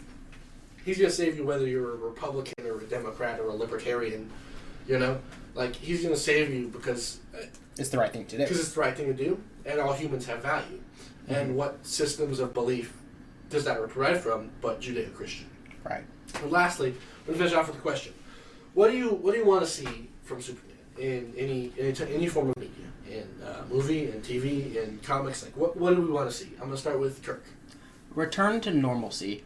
Especially because Superman, from my understanding, is the perfect way to get that return started. Like, he stands for truth, justice, the American way. He has all this background of Judeo-Christian values around him. Yeah. And we have a lot in our culture right now that is the opposite of that, basically. That is anti-Christian, anti-normalcy, and just having such a character that kind of has to always be a little bit more on the normal side than the weird modern side. So if we have a movie that can, and with such a beloved character, if we have such a movie that brings back normalcy, or, a comic run, or, a show, or whatever other media it could possibly be, but I'm thinking especially of the movie that's coming up in the summer. We can have a character that everybody holds so dear. Tell everybody, hey, by the way, this is what's normal.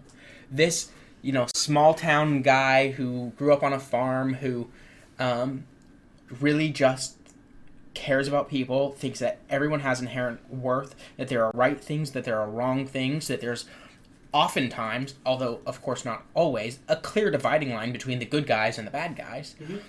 To have something return to that with such a profound cultural space as Superman inhabits, I think could do a lot of good in the world. Yeah, no. I 100% agree with that. Oliver, what about you? What do you want to see from adaptations of Superman and media? I want him to be... that's a hard question. But to me, it's just about overcoming evil. Yeah? Yeah. Superman can be tempted, but he's a man of steel. He never submits to whatever evil devices Lex Luthor's gonna pull, whatever BS, So that's what I want to see.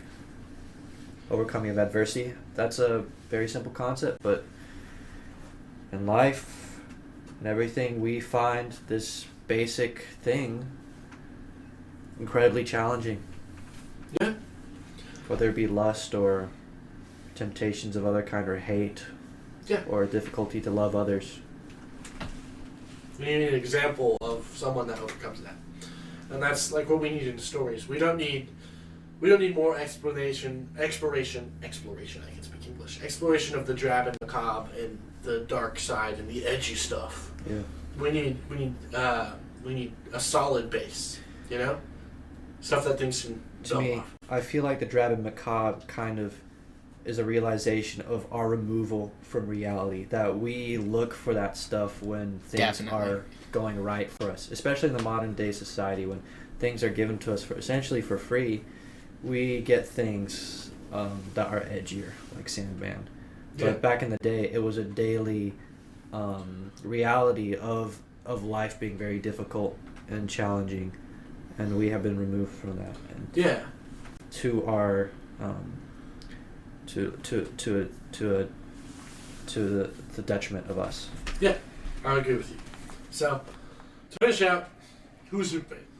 Superman is a hero. And he's not just a hero, he's a superhero. He is the first superhero, and he's a hero that stands for truth, with a definition, for justice, with a definition, for the American way, with an optimism. So, that's our section on culture. And we have one last thing to do before we bid you adieu, and that is we have recommendations. So, recommendations, we're going to start with Oliver for this. Books, comics, movies, TV shows, some media that you consumed, that you enjoyed, and you think would be edifying for other people. Read over the Synoptic Gospels, guys. But also, I've been reading this book, Cry of the Beloved Country, which takes place in... Who's it by? I totally forgot his name. But it takes place in apartheid-era South Africa in the 50s. It's written by a guy who's a mathematician, but he was a social justice warrior when that meant anything. It was written by Alan Patton. Cool. It's just a very sober depiction of life in apartheid South Africa and the struggles without being too, taking too much pleasure in it. Yeah, it's not glorifying the suffering. Yeah. That's fair. So, Cry of the Beloved Country by Alan Patton. That's Oliver's recommendation. Kirk, what do you have as a recommendation? So I am almost finished reading one of the best books I've read recently, and I mentioned it earlier, Ruler of the Nations. It's part of the Biblical Blueprint series. I believe they have different authors, but Ruler of Nations is by Gary DeMar. And the entire series, I think, is going to be really good. This is the first one I'm reading. It's not the intro book. Reading a little out of order, but if you hadn't noticed, I like politics. So this is the one that kind of stood out to me most. So I was reading this one. It's really good. They say at the end of the book that they're all written to be read within an evening. That's a lie. It's taken me about 3 months. But I'm also not a very good reader. So some of you might have better opportunity with this. They were released in 91, I believe. Back when the Soviet Union was still a thing, and they might not even be in print anymore, so you might have to find it online or in a library or friend of a friend of a friend. It's Ruler of Nations? Yeah. By Gary DeMar. But it's really good. I highly recommend it. Yeah. Wow. So I have two to finish us out. I have Leadership and Emotional Sabotage by Joe Rigney, which is if you want to be a business owner that's of Christian, has if any value, Christian value mainly. If you want to be a husband with Christian value, if you want to be a father with Christian value, this is something that you definitely need to read. I love Joe Rigney. His stuff is great. And his Leadership and Emotional Sabotage has been very convicting to me personally. And it's really good. It's rather short too. And then secondly, I'm recommending Superman comics because why not? So Superman for All Seasons, Jeff Loeb, Tim Sale. You can literally probably walk into any Barnes & Noble and there's a copy of that. So you should pick it up. It's great. All right. We here at Off the Record, which this is definitely on the record because it's being recorded. It's kind of funny. We here at Off the Record, me, Judah Coley, Kirk, what's your name? Kirk Reinhold. Oliver, what's your name? Oliver. We here at Off the Record wish you all a blessed day and hope that you're doing well. All right. That's going to be all for us. Have a good morning, good evening, and good night. Rip off. Bye.